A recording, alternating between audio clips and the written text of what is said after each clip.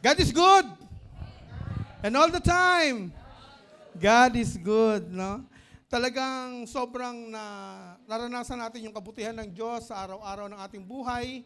Kaya tayo ay magpapatuloy, no, sa ating tema, no, ngayong buwan na to, ang breakthrough, kindness that brings favor. No?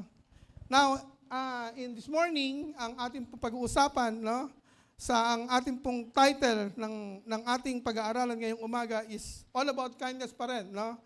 And kindness reflecting the heart of Christ, no? Yung kindness na talagang nagre-reflect yung puso ng ating Panginoon. Ang ating teksto ay makikita sa Ephesians chapter 4, verse 32. No, bibilisan ko lang po, be with me, no? Kasi medyo mahaba ito, no? Ang sabi sa Ephesians 4:32, be kind and compassionate to one another, forgiving each other, just as in Christ God forgave you. No? Napakaganda po ng teksto na to, no, na dapat maging compassionate tayo sa bawat isa, no? Mga mananampalataya, no? Dapat magkaroon din ng pagpapatawad, dapat laging nakikita, no? Kasi ito yung pinakamabigat, but we need to pay the price, no? Kung talagang gusto nating sundin yung sinasabi ng Lord na yung kindness na maipapakita natin, no? Ito yung bayad, no? We need to forgive kahit na yung mga taong nakagawa sa atin ng hindi tama ay hindi ka patapatawad, kailangan nating magpatawad, no? Because just as in Christ God forgave you, no? Pinatawad din tayo ng Diyos, no? So, kung pinatawad tayo ng Diyos, kailangan din makita sa atin yung reflection ng ating Panginoon na nagpapatawad din tayo dun sa mga nagkakasala naman sa atin. Amen po ba? Kindness is not just a good behavior. Hindi lang siya basta good behavior, no? Bakit? Kasi ito yung reflection, no? It is a reflection of God's character. Hindi lang porke mabuti yung tao, no? Hindi lang siya, yung kindness is meron kang good behavior or meron kang good moral character, no? Hindi. Ito ay reflection ng ating Panginoon, no? Kaya dapat nakikita talaga sa buhay ng bawat mananampalataya. Kung nakikita natin yung mundo ngayon, no, yung world ay filled with anger, no? Kaya nga ang gulo eh, no? Though, alam naman natin na yan ay talagang mangyayari. Sa Matthew chapter 24, you will heard rumors of wars and wars, no? Mga bansa naglalaban-laban, no? Full of anger and pride, no? Anger and pride. Kasi, hindi, kami yung mas magaling. No? Hindi, kami yung mas magaling. Dapat kayo magpasakop kayo sa amin. No? Hindi lang hatred, no? Meron ding pride. Selfishness, no? Nandun pa rin, no? So, sa panahon ngayon, yung mundong ating ginagalawan, pag merong mga ganito, as Christians, no? As believers in Christ, dapat nakikita sa atin, we show the kindness of Christ sa mga tao. Yung dapat talaga nagre-reflect, you know, yung kindness sa puso natin na nakikita ng ibang tao. Kasi yun lang yung pwede nating ipanglaban or ipangdepensa sa kanila, yung kabutihan. No? Pag nakita nila yan, subukan nyo. No? Halimbawa, nagdadrive ka, tapos medyo may nakasagyan ka ganyan. Nangyari sa akin to eh. No? Nakamotor ako, sinagi ako ng jeep. E di, siyempre, ang unang nangyari nagkaroon ng impact sa akin. Kasi meron kang pride, nandun na yung anger, no? Hinabol ko ngayon siya, no? And then, habang hinahabol ko siya, paghinto ko, parang may kumalapit sa akin, no? Siguro yung Lord, kinalapit ako. Biglang humupa yung tension sa akin, no? At kinausap ko yung driver, sabi ko, ako pa yung humingi ng sorry, no? Sabi ko, tay, pasensya na kayo, kasi hindi ko kayo napansin, no? Kumbaga, ako na yung humingi ng sorry. Pero yun, galit na galit sa akin yun, no? Kasi sinigawan niya nga ako no? Ano ka ba, parang may-ari ka ng kalsada, no? Pero pagdating doon, ako yung humingi ng dispensa, so bumaba rin yung tension. I mean, naging maayos yung lahat, hindi kami nagkagulo. Buti noon, wala pang tanggalan ng lisensya, no? And ganun din siya, no? Humingi rin siya ng dispensa. O sabi niya, susunod, mag-ingat ka na lang. Paano kung pinairal ko yung pride ko during that time? Nagpapasalamat ako sa Lord talaga, no? Na pag meron kang aral ng salita ng Diyos, merong kumukonvict sa'yo eh. Huwag mong ituloy yung gagawin mo kasi hindi yan nakakalugod sa Diyos. No? Paano kung halimbawa nakipag-away ako sa kanya, tapos nakilala niya ako, tapos nakita niya, meron kaming Salvation Friday pa noon na pinaplas sa ano? O nagsasalita ka rito, nakikita ka niya, napapanood niya sa Facebook. Uy, taga, di ba ikaw si Brother Randy, nakikita ka sa Facebook, nagsasalita no? Nagtuturo ka. Ang tinuro mo, kindness. Ano kaya kakatwira mo sa kanya? Hindi ako yun! Baka kamukha ko lang. No? May kambal kasi ako. Nakakayain gano'n. No? Pero yung pinakita mo yung gano'n, magre-reflect sa kanya, bumababa yung tension parehas. No? Dito gano'n din yung nangyayari ngayon. Kung parehas, no? Magpapakumbaba, mag-uusap, they will sit down together, matatapos tong gulo na to sa Middle East. No? Kaya tayo bilang mananampalataya, no? Sa mundong napakagulo, sa mundong punong-puno ng hatred, punong-puno ng pride, no? Ang magiging weapon natin ay yung kindness na nagre-reflect yung puso ng ating Panginoon. Amen po ba? Amen. No? Kindness is love made visible. No? Yung kindness ay yung pag-ibig na nakikita, yung kitang-kita talaga. Nagre-reflect sa'yo. No?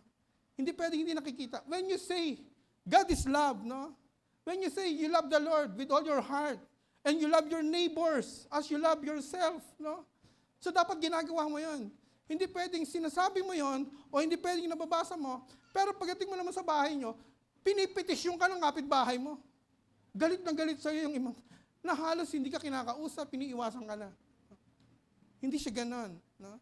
So dapat kasi visible yung kindness nakikita sa atin. No? People may not read the Bible kasi yung mga taong tumitingin sa atin, hindi yan nagbabasa ng Bible. Ano yung binabasa nila? Yung buhay natin. Kasi alam nila Kristiyano ka. Alam nila you read the Bible. No?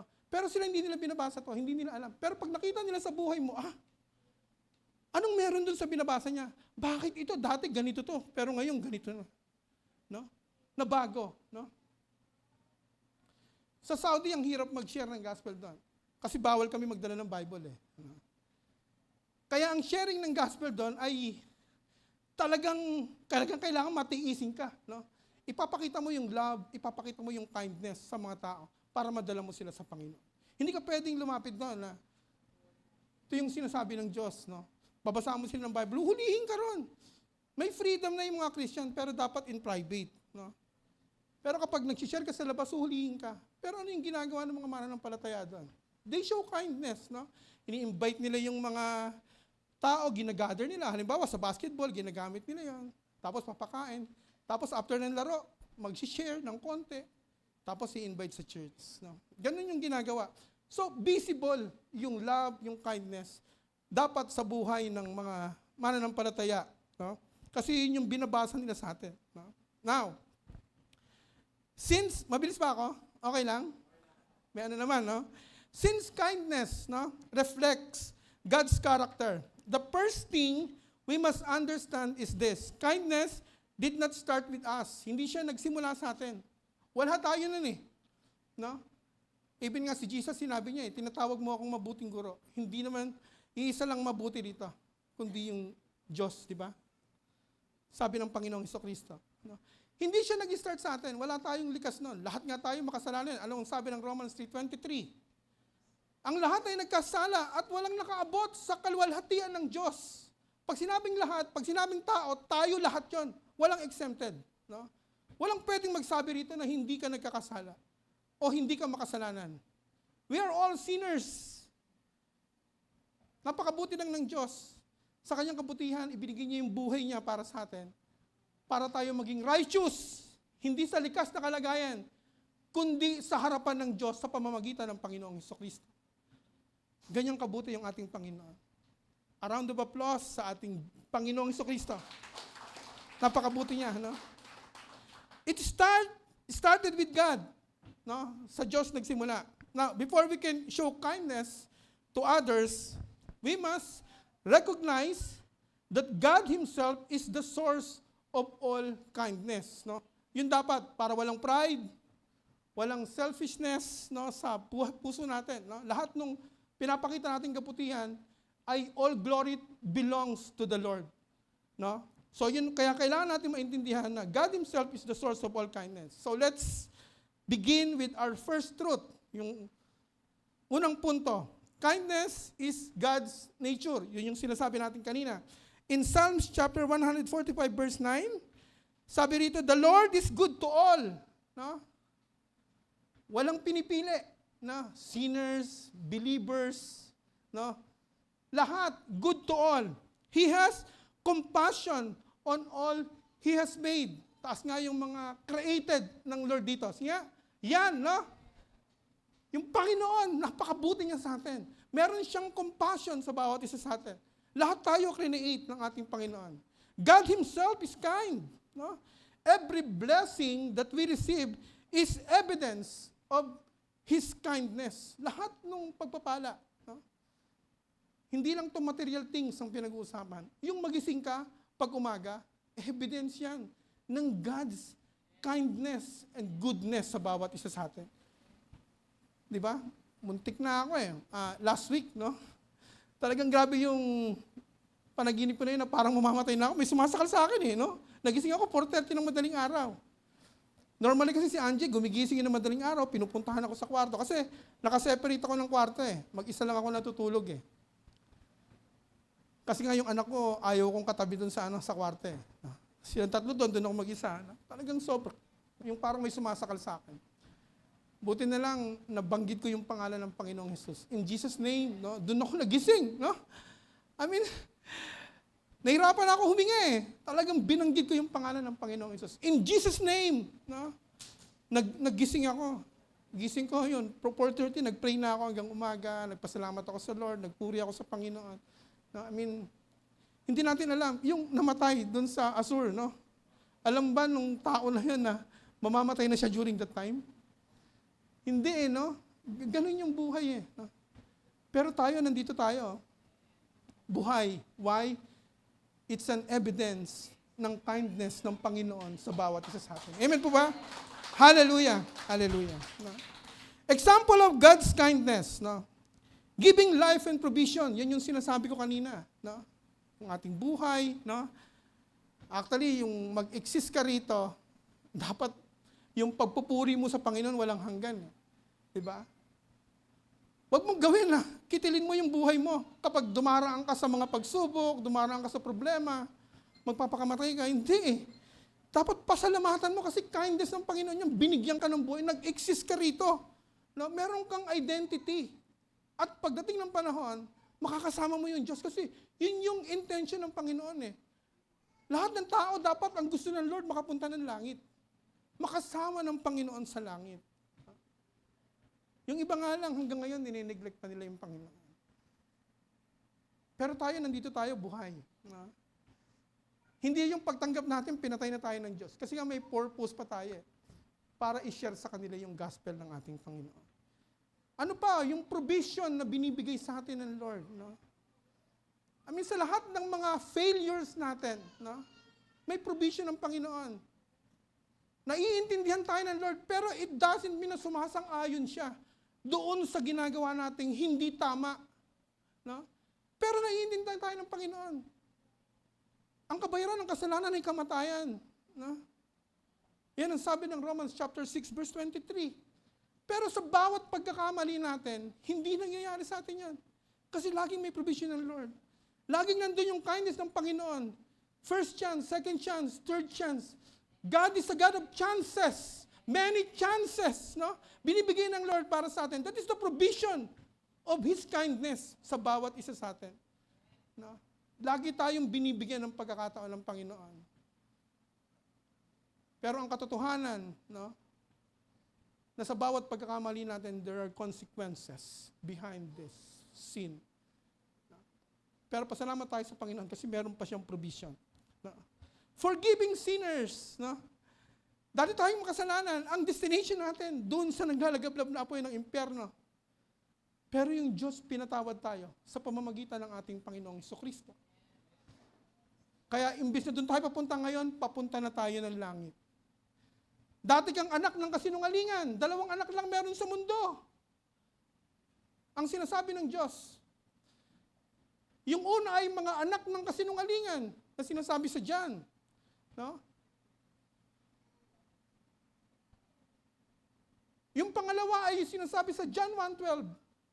na ang sino mang sumampalataya, ang sino mang maniwala ay nagkakaroon ng karapatan na maging anak ng Diyos. Pag may nagsabi sa inyo, lahat naman ng tao anak ng Diyos, hindi po yan totoo. Ang biblical truth is merong dalawang anak na nag-i-exist sa mundong ito. Either you are son of a liar or you are a son of God na sinasabi dun sa John 1:12. Kung ikaw ay naniniwala at nananampalataya sa ating Panginoon. At pag anak ka ng Diyos, no, isa kang tagapagmana. Ang buhay mo, no, kung ang Panginoon ay hari ng mga hari, prinsipe ka, siyempre. Princess ka. At kabilang ka sa kaharian ng Diyos. Kabilang ka sa kanyang family, kaya ang tunay na tahanan mo sa langit. Pansamantala ka lang dito. Amen po ba? Hindi ka dapat maging masaya kung mayaman ka o kung anong meron ka dito sa mundong ito. Ang dapat na ikatuwa mo ay yung buhay mo, ngayon nakatala na sa aklat ng buhay na pagdating ng panahon, makakasama mo yung Diyos sa kalangitan. Walang pagluha! Wala nang pasakit! Wala nang sakit na mararanasan. Dahil yan sa kabutihan ng Diyos para sa ating lahat. Amen po ba? Minsan pang palakpakan natin yung Lord.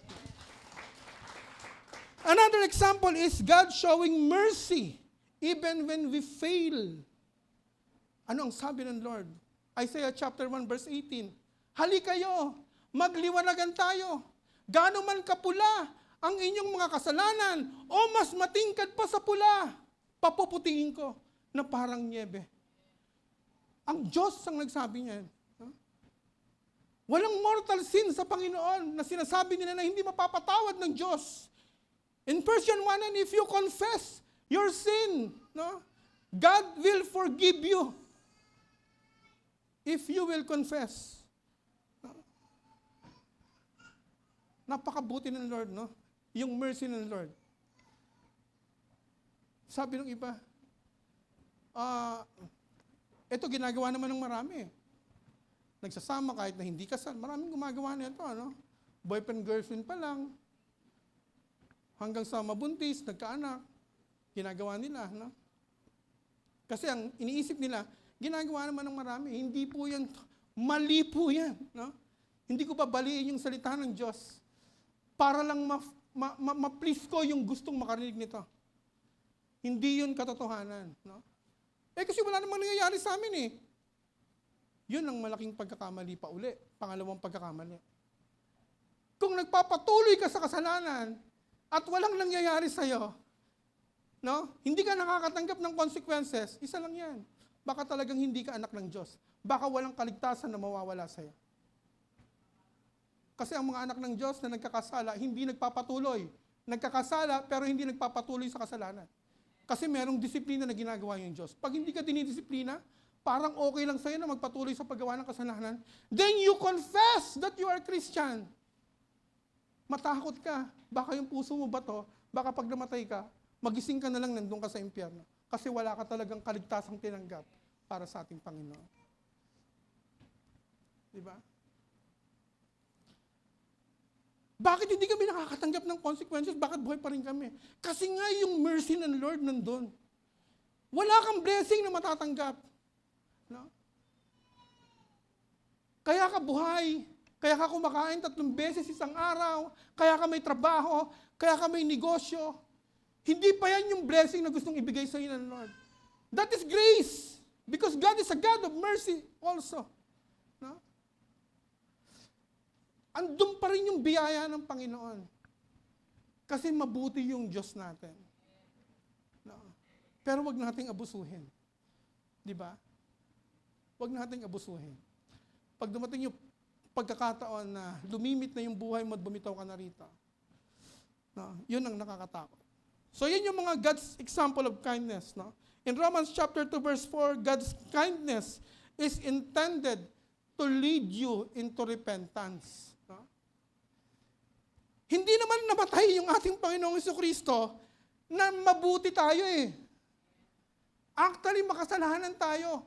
Nung ibinigay niya yung kanyang buhay, hindi niya sinabing, magpakabuti muna kayo. Tapos mamamatay ako sa krus para iligtas ko kayo. Magpakabuti muna kayo para pakitaan ko kayo ng kabutihan. Hindi. No? Romans 5:8. Ipinadama ng Diyos yung kanyang pag-ibig sa atin. Nang ibinigay niya yung kanyang buhay sa krus, nung tayo ay makasalanan pa. Hindi yung nung tayo ay naging mabuti. Hindi po. No? Ganyan kabuti yung ating Panginoon. Amen po ba? Palakpakan natin si Lord. No? If we belong to God, no, His nature must be seen in us. Sabi mo nga sa katabi mo, you are belong to Christ. Yan, no? So dapat nakikita yung nature ng Panginoon sa atin, yung kanyang kindness. If kindness is part of God's nature, then it should also be visible in the lives of those who belong to Him. But the question is, how does that kindness develop us? No? Paano madidevelop sa atin? The Bible teaches that this kindness is not something we force ourselves. No? Hindi siya yung pipilitin mo yung sarili mo na kailangan maging mabuti ako, kailangan hindi. No? Hindi siya ganon. No? Naalala ko noon nung nasa bisyo pa ako kasi si Brother Randy. No? Sana wag yung takpan yung tenga niya. No? Lasinggero nung araw. Pag uminom 36 hours, diretso. Naranasan ko po yun. Parang araw-araw umuinom kami ng mga kaibigan ko. Grabe, yun ang pinakamahirap kong bitawan na bisyo. Now, ilang beses kong tinry, no? Nag-New Year's resolution ako. Pero wala nangyayari. No? After New Year's resolution, basyong bote pa rin ako. Bago mag-alas 12 nga, lasing ka na . No? Oh. Pero gusto kong magbago.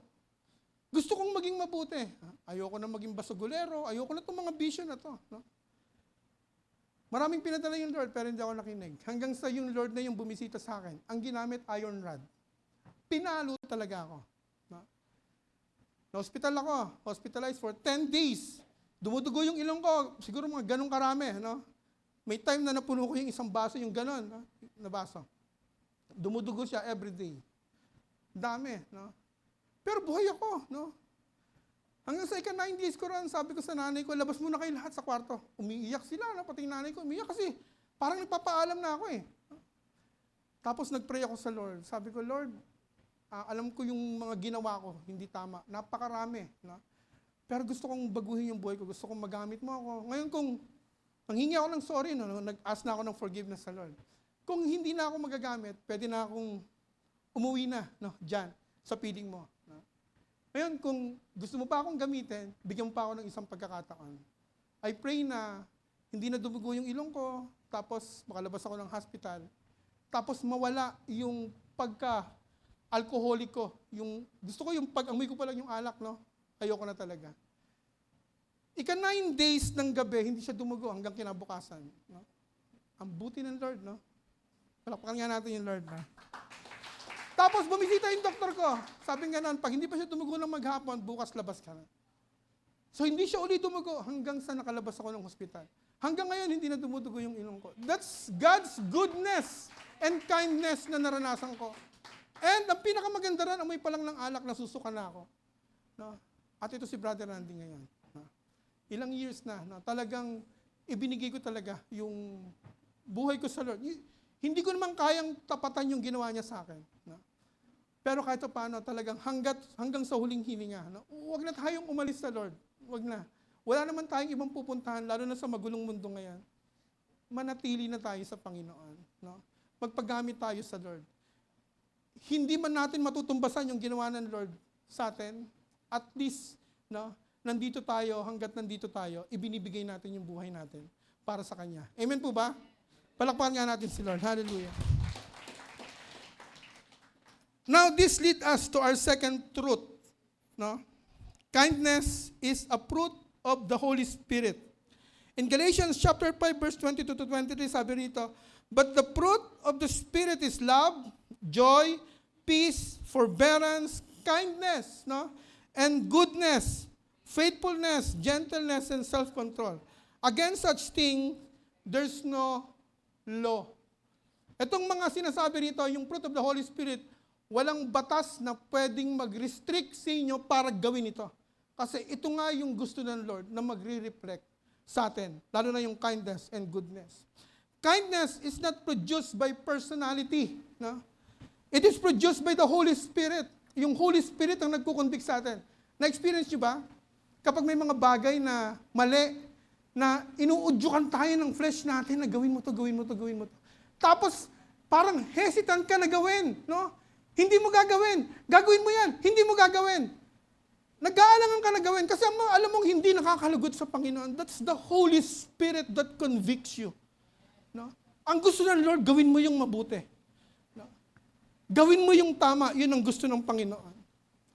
When the Spirit controls us, makikita mo yung pananalita mo, even your word, no? We speak gently. No? Iba naman to, hindi naman ako nagagalit sa inyo. Sermon kasi ito eh. No? Pag nakikipag-usap ka, napaka-soft and gently yung pananalita mo sa tao. Kahit na siguro, galit ka, ini-explain mo, hindi galit, no? Ini-explain mo sa kanya, no? Malumanay pa rin yung pagsasalita mo. Hindi ka naninigaw, no? Oh. Gusto nyo i-evaluate? Doon sa circle ng family niyo lang, no? Ako, pag gusto ko magpa-evaluate, tatanungin mo lang yung pamilya mo. Anak mo or asawa mo? Anong klaseng Kristiyano ba ako? Sa palagay mo. No? Huwag ka lang magpa-evaluate sa labas. Kasi minsan yung kaibigan mo, sinusugar-coated ka pa eh. No? Hindi, mabuti kang tao, no? Napaka-generous mo nga eh. Pautang. Pero pag sa pamilya mo, talagang sasabihin sa iyo yung totoo. Dapat ganito ka, dapat ganyan ka. No? You speak gently. No? And we forgive easily. Kapag may nagkakamali sa atin, nagkakasala sa atin, napakadali nating mag-release ng forgiveness. Kasi yun yung pinaka-importante. Dahil pinatawad din naman tayo ng Diyos. No? Kahit na yung tao na yan, hindi ka patapatawad, kailangan mo magpatawad. No? Listen. No? Ang sabi ng Lord is, vengeance is mine, says the Lord. Sabi niya. No? Now, ang trabaho natin na ibinigay ng Panginoon sa atin, pag may nagkasala sa atin, o kahit na hindi nagkasala sa atin, is to love, to forgive, and to give compassion dun sa mga tao. Kahit na hindi ka ibig-ibig yan. Kahit na hindi ka patapatawad, pero kailangan mong gawin. Kasi yun yung sinasabi ng Lord. Dahil yung gagawin mo na yan, ay ginawa sa iyo ng Panginoon. Hindi mo trabaho yung magbigay ng consequences. Hindi, kailangan madisiplina siya. Kailangan, dahil mali yung ginawa niya, hindi siya dapat mapatawad. Nagbibigay ka ng consequences. It is not your job. It is God's job to give consequences dun sa mga tao na nagkakamali sa atin. Kasi sabi ng Lord, vengeance is mine. No? Hindi ka nire-restrict ng Panginoon, pinoprotektahan ka niya. Sa totoo lang, sa mga pwedeng mangyari. For example, no? Meron kang nakaaway. Ang tendency, dahil may pride ka, gaganti ka.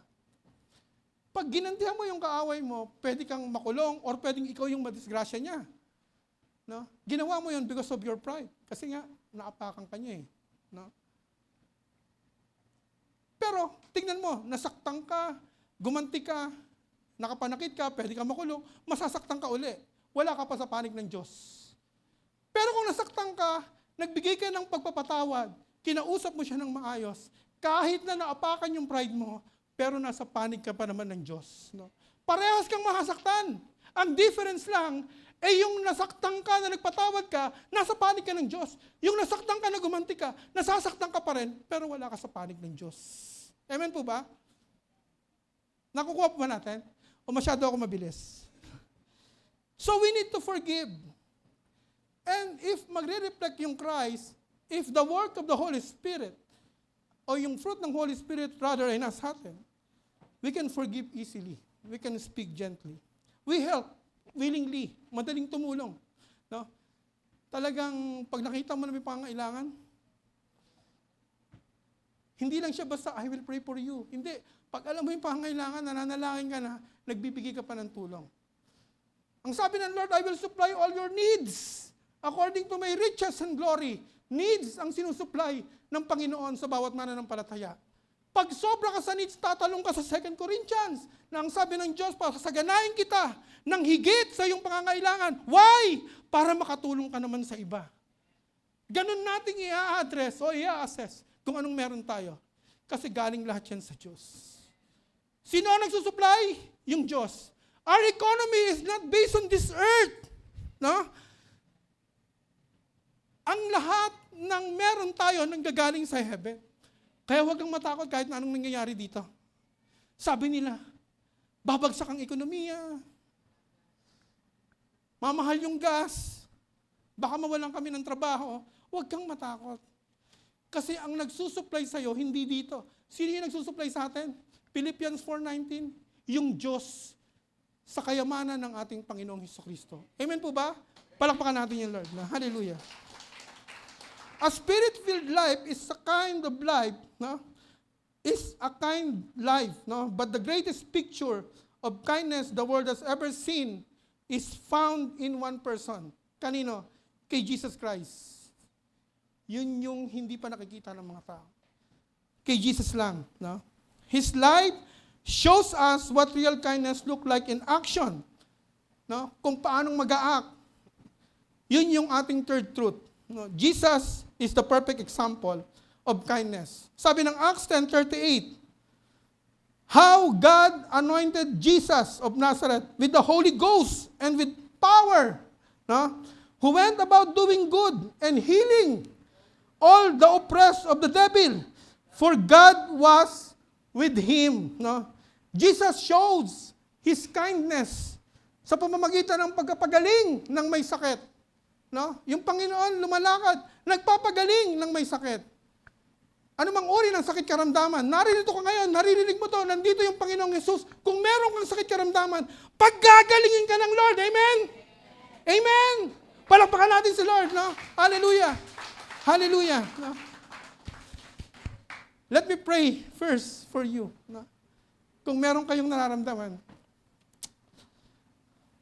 ilagay niyo yung kamay niyo dun sa bahagi ng masakit o oh my God.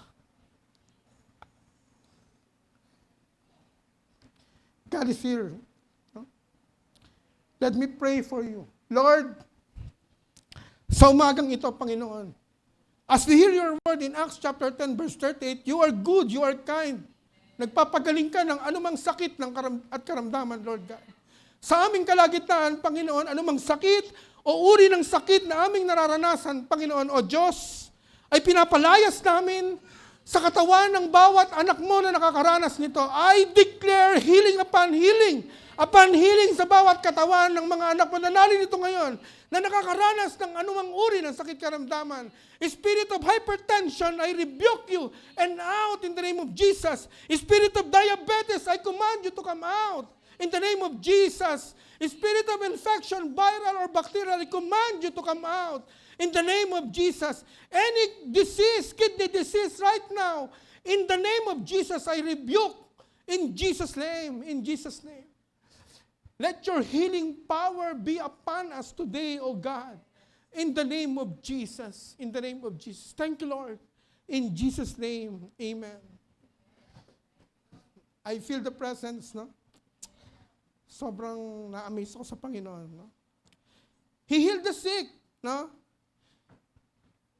Hindi lang yung mga mananampalataya ang pinapakitaan ng Diyos ng kanyang kabutihan. Even the sinners, no?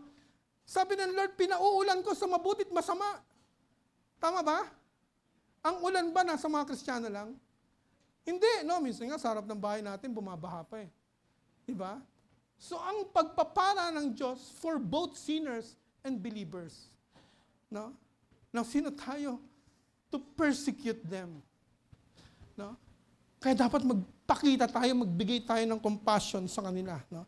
Kasi ganun yung ginagawa ng Panginoon. He showed kindness even dun sa sinners. Including us. Dati tayong makasalanan. Pero pinatawad tayo ng Diyos.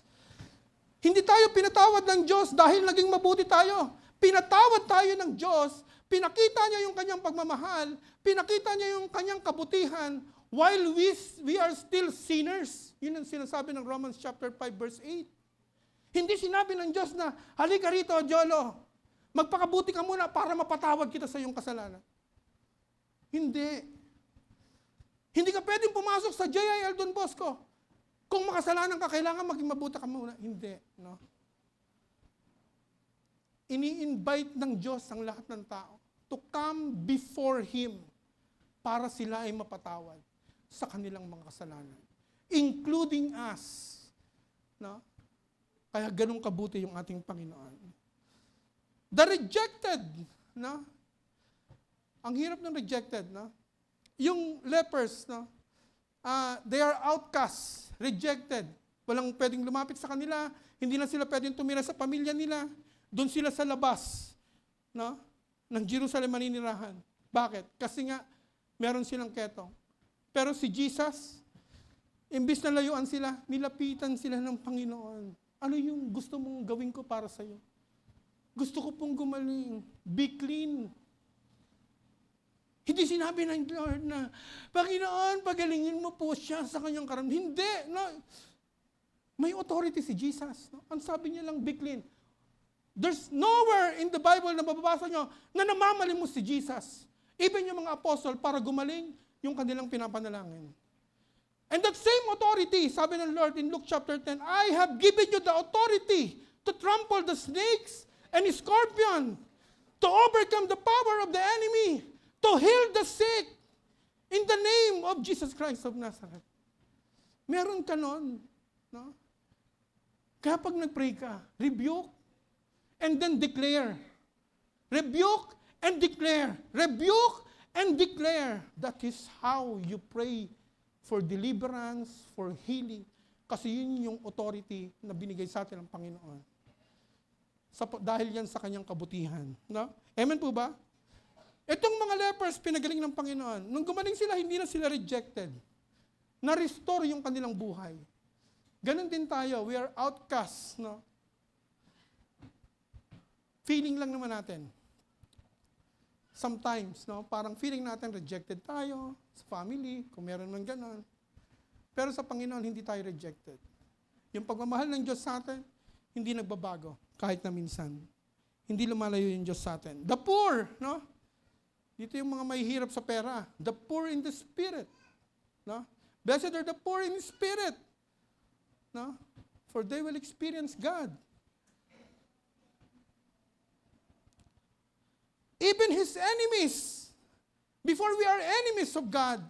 Pero ngayon, anak na tayo ng Diyos. No? Even His enemies, pinapakita ng Panginoon yung kanyang kindness. Ano ang sabi ng Lord sa atin? No? You love your enemies and pray for those who persecute you. Kasi ganun din yung ginawa ng Panginoon sa atin. Nung pinako yung Panginoon sa krus ng Kalbaryo, legions of angels, saka ganun yung kanilang kamay sa sword. Ready. Pag sinabi ng Lord, ayoko na. Saman-sama na ako. Hindi ako magpapakasakit. Hindi ako magpapakamatay sa mga tao na to. Tapusin mo na yung human history. Bababa yung mga anghel, papatayin lahat ng tao. Ganun lang kasimple. Yun yung totoo. Yun yung nakasulat sa Bible. Nakakasa. Galit na galit yung mga anghel. No? Kasi nga yung ginagawa, doon sa God the Son, doon sa Diyos, no? Doon sa Panginoong Jesucristo, hindi nila matanggap. Pero anong sabi ng Lord? Sa kanyang kumakalaban sa kanya, Father, forgive them. Instead na magalit ang Panginoon, ang nirelease ng Lord ay forgiveness. For they do not know what they do. Ganon din tayo. No? Sometimes, we became enemies of God nung hindi pa natin nakikilala yung Panginoon. Dahil sa kabutihan ng Diyos, ngayon anak na tayo ng Diyos. Hindi na tayo kaaway ng Diyos. At ngayon, ang buhay natin nakalaan na sa Diyos. Pagdating ng panahon, makakasama natin ang Panginoon. Dahil sa kabutihan ng Diyos. Amen po ba? Palakpakan natin si Lord. Hallelujah. Example, isang pang-classic example, yung John chapter 8, verse 1 to 11. Yung woman caught in adultery, no? Yung others, kinokondemn siya. Pine-persecute. Pero si Jesus, nung nilapitan siya, ni-restored siya ng Panginoon. Kindness does not ignore sin. Hindi niya ini-ignore yung kasalanan, pero nire-restore niya yung tao para magkaroon ng bagong buhay. Just like us. No? Nung tayo ay makasalanan pa, hindi in-ignore ng Diyos yung ating kasalanan. Kaya nga niya ibinigay yung kanyang buhay sa krus ng Kalbaryo. para tayo ma-restore. No? Ganun kabuti yung ating Panginoon. Hindi ini-ignore yung kasalanan dito. Hindi binabaliwala. Pero ang gusto ng Diyos, ma-realize natin na mali tayo para ma-restore yung ating buhay. Amen? Kindness is powerful because it brings healing, it restores life, and gives blessings. Jesus not only showed kindness in words, but He acted on it. No? Kumilos siya, He restored, He healed, He gave blessing to those in need. No? If we are to follow Him, our kindness must also be visible in our action. Kung gusto nating mag-follow kay Jesus, no? Dapat yung kindness natin visible in action, hindi lang sa bibig nanggagaling, not just in our hearts. No? This brings us to our next truth, sa pang-apat. No? Kindness shown through our action. No?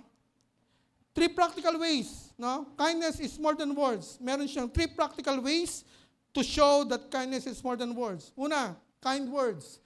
Sabi ng Proverbs chapter 16 verse 24, gracious words are like honeycomb, sweet to the soul and healing to the bones. No? We need to encourage. No? Yung ating kind words dapat nakakapag-encourage, not criticize. No? Yung dapat lumalabas sa bibig natin, hindi laging nagkikriticize ka ng tao, hindi talaga dapat nagkikriticize. Dapat ang naririnig sa atin lagi ay word of encouragement para mapalapit sila sa Lord. Ano pa? We need to speak life, no? Sa pamamagitan ng ating pananalita. Lagi kang nag-i-speak ng buhay. Hindi yung nakakasakit sa kanya na yung mga bully, di ba? Maraming nagpapakamatay because of bullying. No? So dapat yung laging ini-speak natin, yung mga salitang may buhay, hindi yung walang kabuhay-buhay. Hindi yung nakakasakit ng kapwa. No? Ano pa? Number 2, kind action. No? Bukod sa kind words, we need to do kind action also. In Luke chapter 10, verse 33 to 34, you know the story of the Good Samaritan, di ba?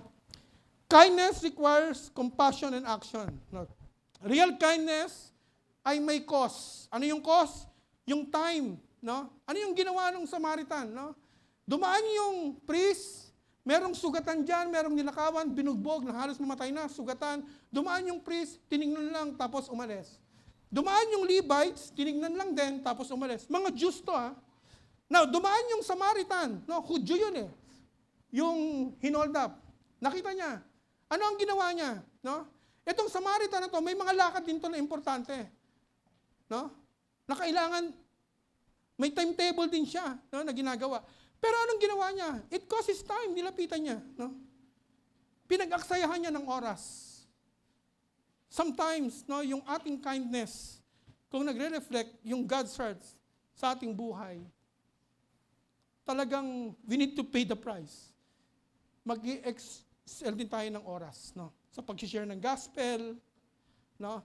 Sa pag-sit down sa mga kapatid, no? O wag na sa mga kapatid natin sa pananampalataya, sa family mo. Kung meron mga problema, you sit down with them. Kailan mo huling kinausap yung asawa mo?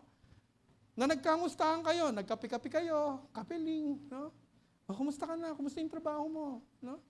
Kailan mo huling kinausap yung anak mo na umupo ka talaga ng ilang oras, nag-aksaya ka ng oras? O, kumusta yung pag-aaral mo? Kailan? It costs your time, no? Kagaya ng Samaritan. Ano pa? It costs effort. Nag-effort siya. Hindi lang basta tinignan niya. Nilapitan niya, ginamot niya yung sugat, tapos sinakay niya doon, sa sasakyan niya, dinala niya doon sa isang lugar na para alagaan. Tapos nagbigay din siya ng pera para alagaan yung sugatan. No? So, hindi lang basta sinabi niya o tinignan, meron siyang effort na ginawa. Ganon din tayo. No? Kailangan din nating mag-effort. No? Ano pa? Yung ginawa nung Samaritan ay nawala siya doon sa comfort zone ng kanyang buhay. No? Napakadelikado yun. Kasi during that time, magkaaway ang Jews at saka yung Samaritan. Pero siya, kahit na alam niyang Hudyo yun, tinulungan niya. Pwede siyang masaktan sa lugar na yun kasi may hinold up nga eh. Di ba?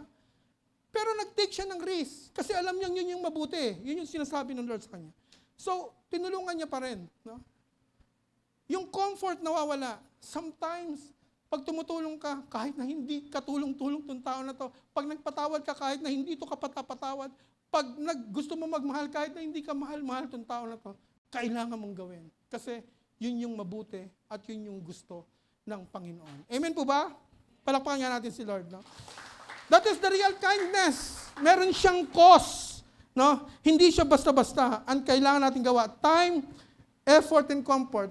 Komportable ba si Jesus nung ipinako sa krus? Sa palagay niya. Komportable ba si Jesus nung habang naglalakad siya, bitbit niya yung krus, hinahampas siya? Hindi. No? Pero ginawa yun ni Jesus out of His kindness and out of love sa mga tao na ibinigay niya yung kanyang buhay. Amen? Para po sa atin. No? Para tayo magkaroon ng buhay na walang hanggan. No? Kind forgiveness. No? Yung pangatlo, sabi ng Colossians 3:13, bear with each other and forgive one another. If anything of you has grievance against someone, forgive as the Lord forgave you. One of the greatest acts of kindness is forgiveness. Greatest yung forgiveness.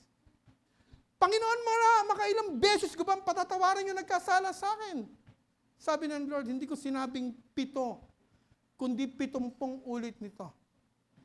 I understand sometimes, no? Kahit napatawad mo na, pag naalala mo yung pangalan niya, bumabalik. Yung ginawa niya sa'yo, naaalala mo. Pero ang sabi ng Lord, hindi ko sinabing 7, kundi 70 ulit na to. And sa mga nag-aaral ng numbers sa Bible, yung numerology, no? Ang number 7 is a number of God.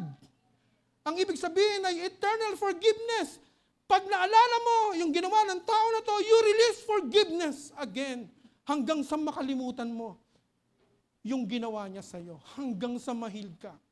Magiging hypocrite ako kung sasabihin ko sa inyo na ang dali naman magpatawad eh. Patawarin mo, ganun, tapos na. No? Hindi, sometimes, lalo na pag masakit, naaalala mo eh, di ba? Pero yung provision ng Panginoon, eternal forgiveness ang gusto ng Lord. Why? Hindi lang yan para sa tao. Unang-una nang para sa'yo. Kasi pinatawad ka ng Panginoon, kailangan mo magpatawad. Dahil mabuti yung Diyos. Amen po ba? Hallelujah. Palakpakan nga natin si Lord. No? When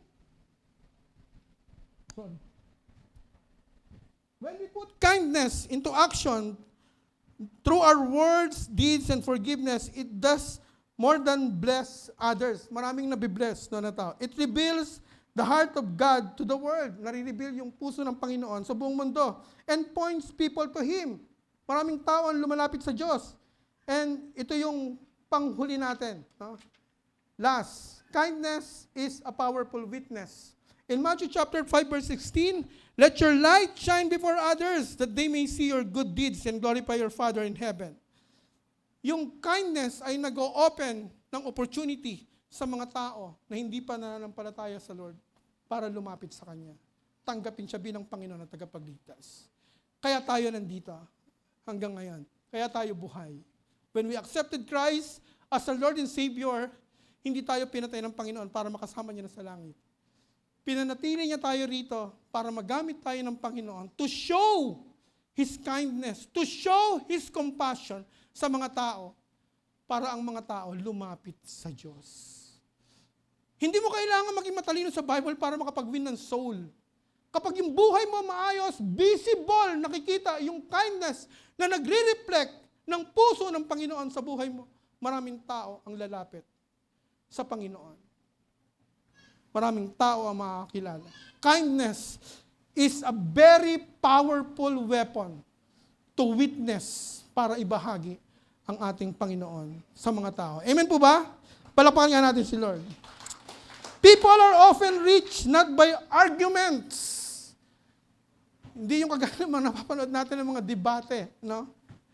Kundi yung love in action. Hindi yung makikipagtalo ka, pagka hindi mo tinanggap si Kristo, punta ka sa impyerno. No, hindi. Pag nakita nila sa buhay mo, yung kabutihan, yung pagmamahal, andun yung puso nila para lumapit sa Diyos. Self-examination. May exam, no? Are my words kind at home? No? Yung bang mga words nyo ba, maayos, pananalita mo, sa bahay mo, sa family mo, sa mga anak mo, sa mga kasambahay mo. Do people feel God's love when they are around me? Ako ba, pag nandun ako sa bahay, yung mga kapitbahay ko talagang ah, gustong-gusto akong lapitan, gustong-gusto ako, atin ako ng Bible study sa inyo, ha? O, pwede ba akong sumama sa iyo dyan? Uy, hindi ba yung pinapalayas ka na halos or pag nakita ka nila ang tawag sa iyo, banal na aso, santong kabayo. No? Do I show kindness only to those who are kind to me? Pinapakita ba natin yung kabutihan dun lang sa mga taong nagpapakita ng kabutihan sa atin? Ano yung magiging pagkakaiba natin sa mga hindi mananampalataya? Even dun sa mga hindi nagpapakita ng kabutihan sa atin, dapat we need to show them kindness. Kasi yun yung gusto ng ating Panginoon. Just like us. Hindi tayo mabuti, pero yung Diyos pinakita sa atin, pinadama sa atin, pinaranas sa atin yung kanyang kabutihan sa pamamagitan ng ginawa niya sa krus ng Kalbaryo. For our conclusion, no, we've seen that kindness reflects God's nature. Is produced by the Holy Spirit, is perfectly modeled by Jesus, is shown through our action, and serve as a powerful witness to the world. When we live a life of kindness, we are not just helping others. Hindi lang tayo basta tumutulong sa iba. We are pointing them, no? Dinadala natin sila sa presence ng ating Panginoon. Kindness is more than a feeling, no? Or a good habit. Hindi lang siya basta feeling or a good habit. Sorry. It is the heart of Christ, not by words, but by His action. Hindi lang sinabi ni Jesus na, mahal ko yung lahat ng tao. For God so loved the world. No? Hindi lang sinabi ng Diyos na gano'n. May kasunod yun. That He gave His only Son. No? Ibinigay ng Diyos yung kanyang kaisa-isang anak. No? Na sa lahat ng sumampalataya ay hindi mapahamak, kundi magkaroon ng buhay na walang hanggan. Ganong kabuti yung ating Diyos. No? It heals, restores, and brings hope. No? It requires the spirit, courage, and intentionality. Intention. No? Hindi yung pinupurse ka lang na gumawa ng mabuti. Hindi yung dahil sinabi lang ni pastora na kailangan natin itong gawin dahil ito ay mabuti. No? Kundi dapat talagang sa heart natin, kapag gusto mong magpakita ng kindness, talagang kusang loob. No? As followers of Jesus, we are called to let kindness flow from our hearts into every word, sa pamamagitan ng ating salita, sa pamamagitan ng ating gawa, at sa ating pakikipag-relationship sa mga tao, kaibigan, kapamilya, kasama sa church, lahat yan. Dapat nakikita, nagre-reflect yung kindness ng Panginoon sa buhay natin. Kasi yung kindness is a reflection of Christ's heart sa bawat mananampalataya. Palakpakan nga natin si Lord. Tayo po tayong lahat.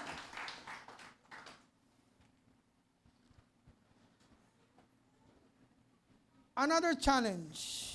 Ask yourself today, are my actions reflecting kindness in Christ?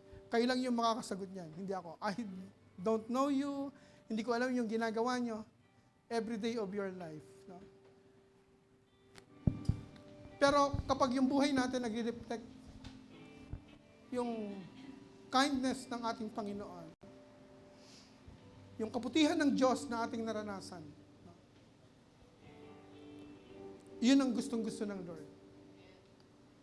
Kasi yun yung gagamitin niyang weapon para yung kapamilya mo na hindi pa mananampalataya, yung kaibigan mo na hindi pa mananampalataya, ay makalapit sa Diyos at maranasan din nila yung kabutihan ng Diyos na naranasan mo. Amen po ba? Panginoon, marami pong salamat, Lord God, sa umagang ito. Sapagkat yung kabutihan mo, Panginoon, o Diyos, kailanman hindi nagbabago. You never change. Yesterday, today, and forever, Lord God.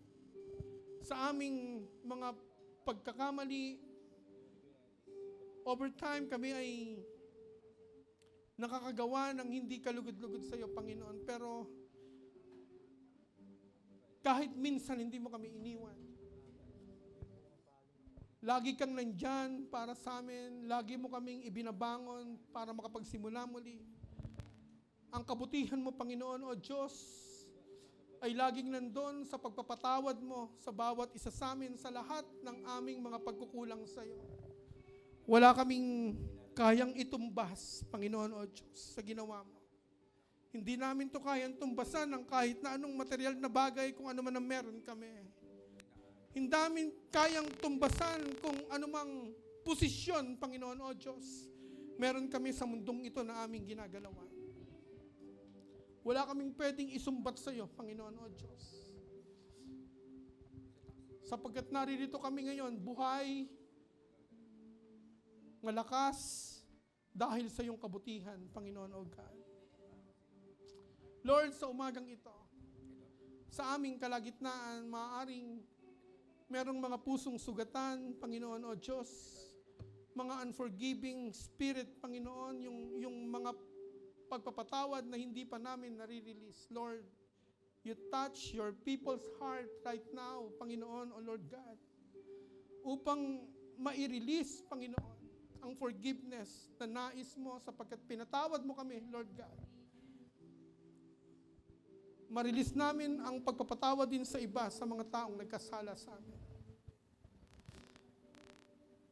Maaring ang iba sa amin, Panginoon O Diyos, ay nakakaranas ng depression, ng anumang anxiety, Panginoon O Diyos,